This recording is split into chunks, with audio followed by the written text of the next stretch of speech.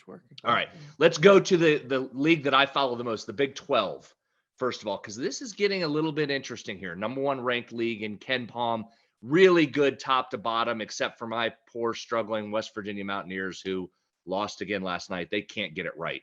But here's the story. How Wait, about you said Big TCU? 10, and you mean What'd I Big say? 12?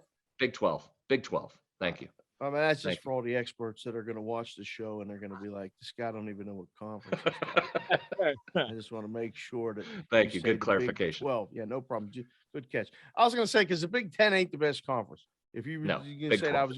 you instantly had an argument on your hands. So, Well, I've already got one by saying the Big 12 because the SEC people are going to go bananas and come oh, to me they're too. going to be Yeah. mad. No, we got all the SEC, which SEC is very good too. SEC is good, but give me the Big 12. Let's go Big 12, number one in Ken Palm. I'm just using facts. I'm not using opinion here. I'm just going with facts. Well, now I hope that's what you should be using. Period in the book at this point of year is facts, and until here's facts. Half-court shot and covers. But go ahead. I'll give you a fact. TCU punched their dance ticket, right? TCU is having a heck of a week. Beat Texas Tech, and last night, Tuesday night, knocks off Kansas. So punch your ticket, so Jamie Dixon, TCU. They're in. They're in. They're in. They were probably in anyway. You get close, you get those two wins. They're no worse than 8-10 in this conference, and that'll get you in the dance. They might finish 9-9. No matter what happens in the Big 12 tournament. Well, regular season, 8-10 regular season. I know, but like no matter what happens, they're in. Yeah, they're in. I think they're in. Yeah, they're in. Put them in. Put TCU in. But here's what we're going to do off their win against Kansas. You know what we're going to do? We're going to look to fade them. You know why? They turn around and play Kansas tomorrow on Thursday. They just played on Tuesday. Now they've got to play on Thursday due to some COVID cancellations. They're going to go to Fog Allen Fieldhouse, probably 10, 11-point dogs. We're going to TCU, good story this year. Give me a fade. Come on in, Kansas. But here's what's interesting about the Big 12, Dave. What are we doing? You said last week you didn't necessarily trust Kansas come postseason time. I don't. I really like Kansas. I think they got a load of talent. But last night showed why your theory of not trusting them is what a lot of people are saying. That's a team. They should have gone in and handled business against TCU. TCU's better. Kansas did not. Does that show up in a round of 32 game? Does that show up in a Sweet 16 game for Kansas? Are you still afraid of Kansas come March? I am. It's funny. I was down circa last night, probably a little bit too late, but there was a lot of Kansas people there, and it's starting to happen. I'm out. I'm wearing a hat. Somebody's like, "Hey, man, are you on YouTube? You're the consent." Yep. And I'm with some people, and they're like, "What are you doing?" And I said, "To recognize him. I don't know what to tell you." But I come back with them, with the Kansas, and I'm like, where are you guys from? Kansas. Oh, and the one woman had a Jayhawk jacket on. And I said, what happened tonight? And they're like, it's okay. It's okay. We'll get the loss out now. And I'm like, oh, okay. All right. So you guys are good with the team? Oh, yeah. They're going to be fine. They're good. They're going to make a run. We're good. And I'm like, okay, I've seen this before. I'm just telling you, we've seen this before especially from like teams like Kansas. Everything's going well until it's not. Is this a precursor to you for the Big 12 tournament? Because, I mean, books pop up odds on teams to win just their individual conference tournament.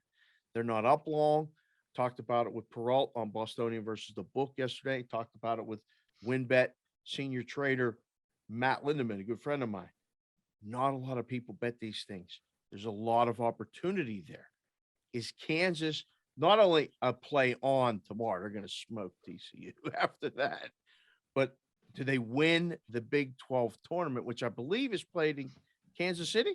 Kansas City. So it's a home game for two different teams, either Iowa State or Kansas. They just bring the entire stadium is filled with one of those two fan bases. So I'm going to wait and see what the bracket is, because here's the second part of this.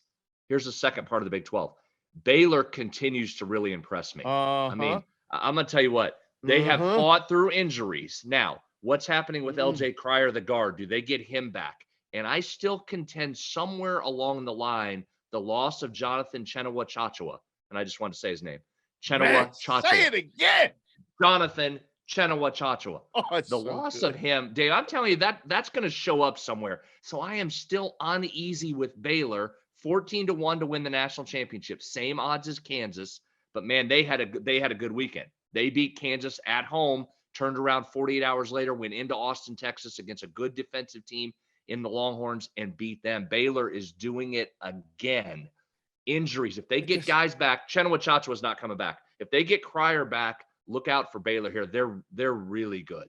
They beat Kansas without those guys. They've learned how to play without them, and they're dangerous, right? And they have the pedigree. They won it last year. For people that don't know, they're the defending champion of this thing.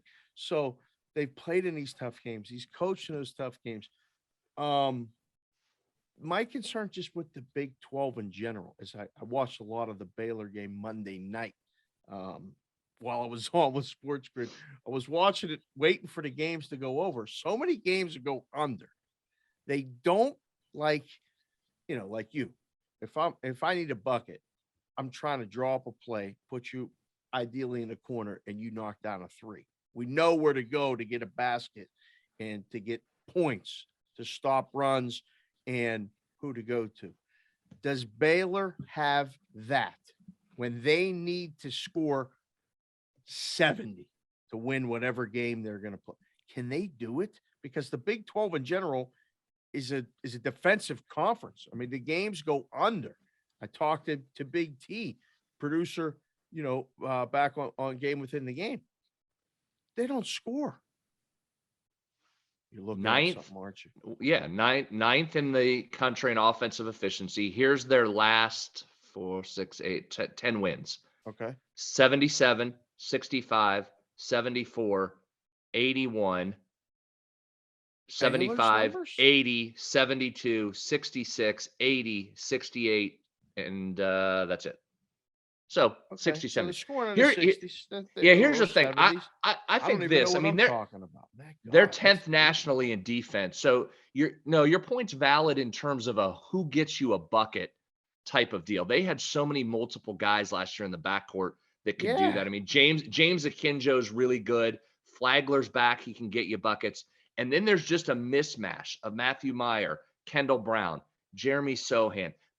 Those are two babies though. Brown and Sohan, true freshmen. I mean, that's my concern with them. They are a little bit by committee. Their top 7 or 8 guys are all dudes, but I don't know who the one is. Akinjo can get you a bucket when he needs it, but they're going to be a really interesting team. There's something about them that's holding me back a little, and I might just be dead wrong on them. I might be completely wrong on them, right? Because they fit every criteria that we're going to talk about here. They're legit. So you got to watch Baylor. I will tell you here in just a minute, but they are very, very well liked. All right, so there's a little Big 12 for you. One last thing on Kansas. We always talk about matchups. So here's what you want to watch with Kansas, and it happened last night. This is how they lost the game. Their weakness is interior. David McCormick's very good in the middle, but they don't have a lot of depth in the middle. So if you get a team that can hit the offensive glass. Common thing though, like for college basketball teams in general, everybody wants to be like, Stephen Curry in the NBA and shoot threes. Like, who's good in the interior?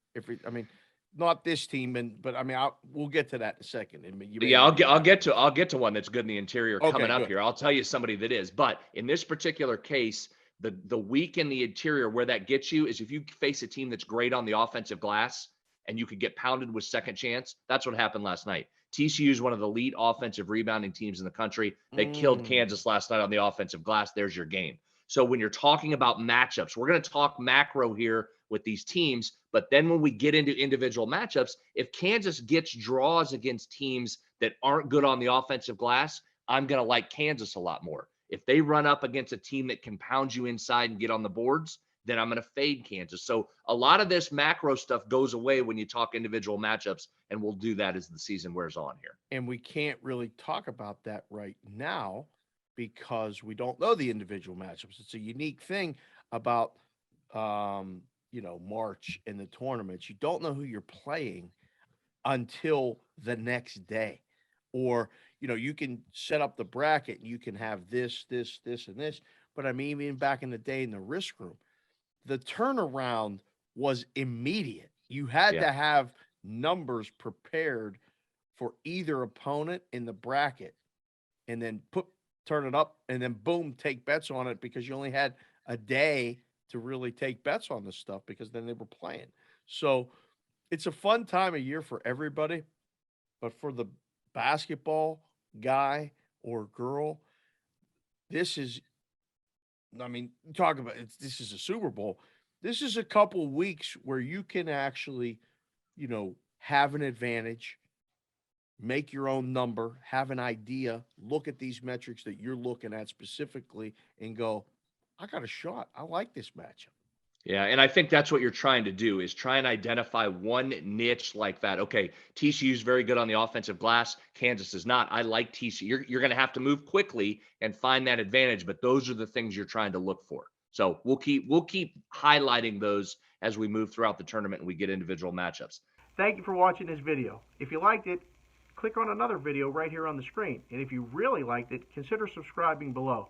Thanks for watching. We'll see you again soon.